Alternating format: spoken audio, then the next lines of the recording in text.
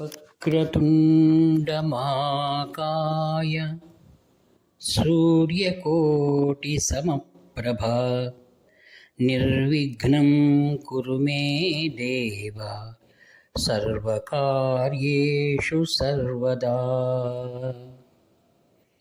श्रुतिस्मृतिपुराणानाम् आलयं करुणालयं नमामि भगवत्पादं शङ्करं लोकशङ्करम्। अपारकरुणासिन्धुं ज्ञानदं शान्तरूपिणं श्रीचन्द्रशेखरगुरुं प्रणतोऽस्मि मुदान्वहम्। देवे देहे च देशे च भक्त्यारोग्यसुखप्रदं बुधपामरसंसेव्यं तं श्रीजयेन्द्रं नमाम्यहम्। नमामः शङ्करान्वाख्यविजयेन्द्रसरस्वतीं श्रीगुरुं शिष्टमार्गानुनेतारं सन्मतिप्रदम्। सर्वमङ्गलमाङ्गल्ये शिवे सर्वार्थसाधिके शरण्ये त्र्यम्बके देवी నారాయణి నమోస్తుతే।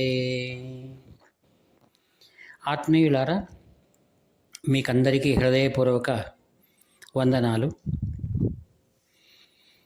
కాంచి కామకోటి పీఠం, సర్వజ్ఞ పీఠం, మూలాంనాయ పీఠం 2,500 సంవత్సరాలుగా అవిచ్ఛిన్న పరంపరలో కొనసాగుతున్నటువంటి ఈ పరంపరలో పీఠాధిపతులందరూ కూడా సామాజికంగా, ఆధ్యాత్మికంగా జనబాహుళ్యమునకు చాలా చేరువలో వారికందరికీ కూడా ఉత్తమమైనటువంటి మార్గాన్ని, దిశానిర్దేశాన్ని చేస్తున్నటువంటి ఆనందమయ కరుణామయ పీఠం.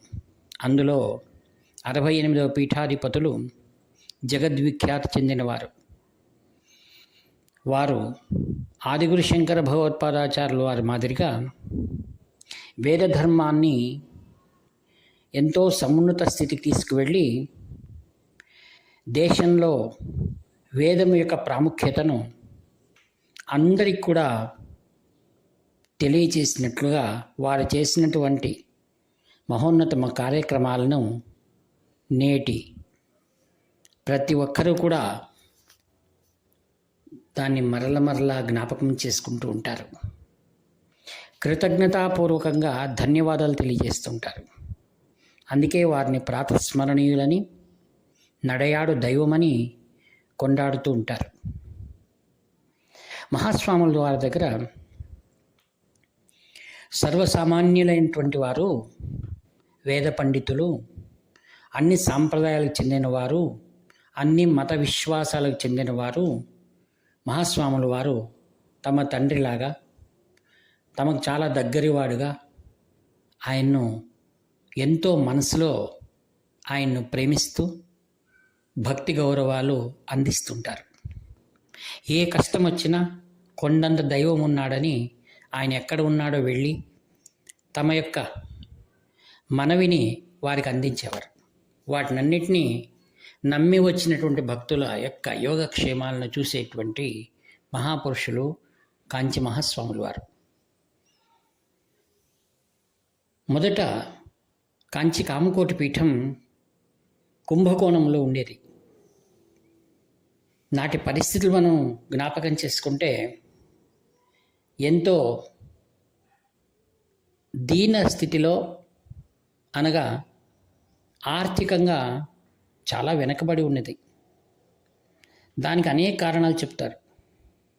నిత్య నిరంతరము కూడా ఒకవైపు ఖర్చే కనపడేది, కానీ ఆదాయం చాలా కొరత. వేలాది మంది వచ్చేటువంటి వారు.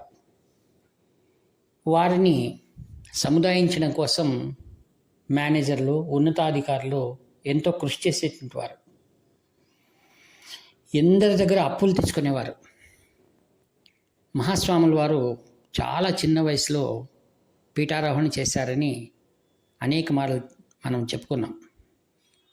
13 చిన్న పిల్లవాడు, వారి వయసులో ఎలా ఉంటాం మనమంతా, ఆటలపైన చిరుతిండి తినుకుంటూ హాయిగా సంతోషంగా ఉండేటువంటి ఆ చిన్న వయసులో మహత్తరమైనటువంటి గొప్ప బాధ్యతలను వారు తీసుకున్నారు.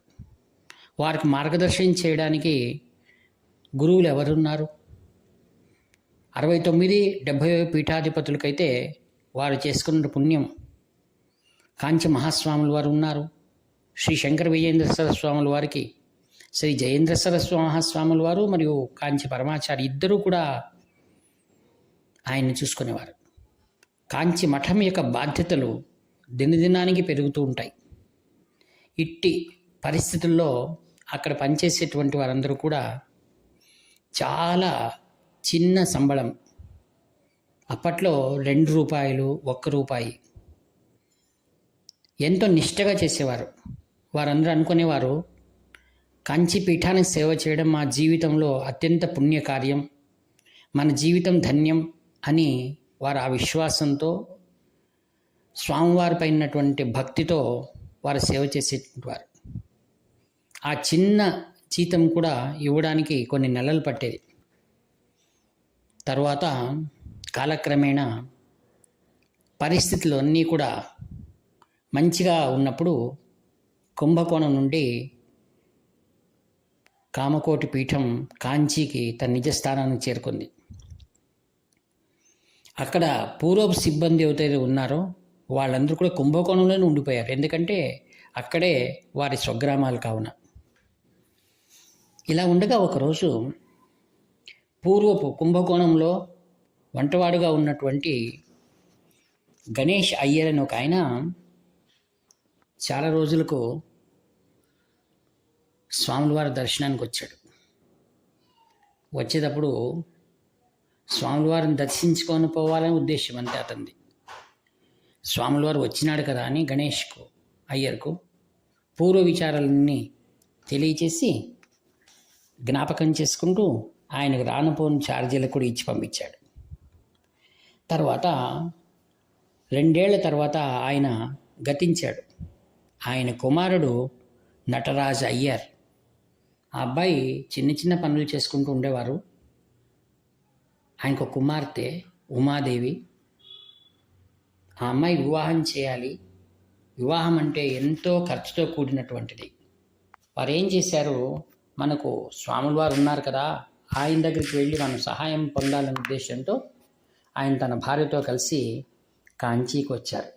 ఎవరు? గణేష్ అయ్యర్ గారి కుమారుడు నటరాజ్ అయ్యర్, తన భార్య మరియు కుమార్తె వచ్చి స్వాముల వారిని దర్శించుకొని స్వాముల వారు అడిగారు, నీవు గణేష్ అయ్యర్ కొడుకు కదా? అవును స్వామి. 3 రూపాయల జీతంతో పనిచేసిన గణేష్ అయ్యర్ కదా అన్నారు. అవును స్వామి అన్న.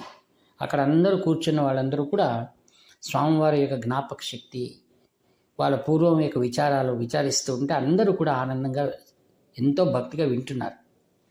కొంతసేపు అయిన తర్వాత, ఏమి నటరాజ్ వచ్చావు అన్నారు. స్వామి, మీకు తెలియంది ఏముంది, మీరు సర్వజ్ఞులు, మా కుమార్తె వివాహం చేయాలి. ఓ, ఇదే అమ్మాయినా? వరుడు నిశ్చయమైందా? పెళ్ళెప్పుడు? అన్ని వివరాలు అడిగారు. స్వామి, ఇంకా 2 నెలలకు పెళ్ళి ఉంది అందుకు అన్నాడు. ఓహో, సరే, అర్థమైంది. స్వాముల వారు కొద్దిసేపు చూసి అందరినీ ఒకసారి భక్తులందరినీ చూశారు. అక్కడ ముందు పళ్ళెం ఉంది. మరి ఆ మాట స్వామివారు అందరిని చూడగానే ఒక్కొక్కరుగా వచ్చి తమ దగ్గర ఉన్నటువంటి కొద్ది పైకాన్ని మరియు భిక్షావందనాన్ని తెచ్చారు. ధాన్యాలన్నీ ఉన్నాయి. స్వాముల వారు అడిగారు, మీరందరూ ఎందుకు వచ్చారు? భిక్షావందనం చేయడానికి వచ్చాము. అయితే ఒక పని చేయండి, భిక్షావందనం తెచ్చినటువంటి ధాన్యము వస్తువులు ఏమున్నాయో అన్నీ ఇక్కడ పెట్టేసేయండి అన్నారు. అది నాకు చెందినట్లే. తర్వాత 10 నిమిషాలకు ఒక కారులో ఒక భార్య భర్త వచ్చారు. ఆ వచ్చిన ఆయన జగదీష్ అయ్యర్ అని. ఆయన తన భార్యతో పాటు వచ్చారు. పత్రిక తీసుకొని స్వామివారి ముందర పెట్టారు. స్వామివారు సైగ చేస్తూ కూర్చో అన్నారు. తర్వాత గణేష్ అయ్యర్ విషయాలే మాట్లాడుతున్నారు. జగదీష్ అయ్యరు అన్నీ వింటూ ఉన్నారు, ఆయన భార్య కూడా వింటుంది. మరి ఈ సొమ్ము చాలా అని అడిగారు. సరిపోతుంది స్వామి, నేను అనుకున్న దానికంటే ఎక్కువగా ఇక్కడ వచ్చింది, సంతోషం, మీ ఆశీస్సులు అన్నారు. మరి అన్నారు స్వామివారు. స్వామి చెప్పాలనుకున్నాను, మాంగళ్యానికి మిగతా కొద్దిగా సౌరన్ బంగారు ఉంటే మంచిది అని. పక్కన ఉంది కదా జగదీష్ అయ్యర్ భార్య, ఇది తమ అదృష్టం అని భావించి తను ధరించినటువంటి 2 బంగారు గాజులను స్వామివారి పళ్ళెంలో పెట్టి, ఇది మహా నైవేద్యంగా స్వీకరించండి అండి. స్వామివారు నటరాజయ్యను చూసి, తీసుకో, కామాక్షిదేవి నీకు ఈరోజు అనుగ్రహం చేసింది అన్నారు. ఆయన ఎంతో సంతృప్తిగా స్వామివారి నమస్కారం చేసుకుంటే, అప్పుడే వెళ్ళకండి, మఠంలో చంద్రమౌళేశ్వర పూజ ఉంది, అది చూసుకొని సాయంకాలం ప్రదోష పూజ చూసుకొని భోజనం చేసుకొని వెళ్ళండి అన్నారు. వారు ఎంతో సంతోషించారు. ఈ విధంగా స్వాముల వారు పూర్వపు ఎవరెవరైతే మఠానికి ఏం చేశారో, వారి కుటుంబాలు ఇటు పరిస్థితిలో ఈరోజు ఉన్నాయే, వీరంతా ఒకనొక రోజుల్లో మన మఠానికి ఎంతో సేవ చేశారు అనేటువంటి కృతజ్ఞతాభావం, అది స్వాముల వారు వరదానంగా భక్తులపైన వర్షింపచేస్తూ ఉంటారు. వారి దీవెనలు అమోఘం, ఆనందం. మరొకసారి ఒక దీపావళికి ముందు 4 రోజుల ముందు మఠం ముందర ఒక బండి ఆగింది, ఒక జట్కా బండి. అది ఆ ఊరు గ్రామం వాడే. ఒకప్పుడు కాంచీపురంలో ఇప్పటి మాదిరిగా ఆటోలు లేవు.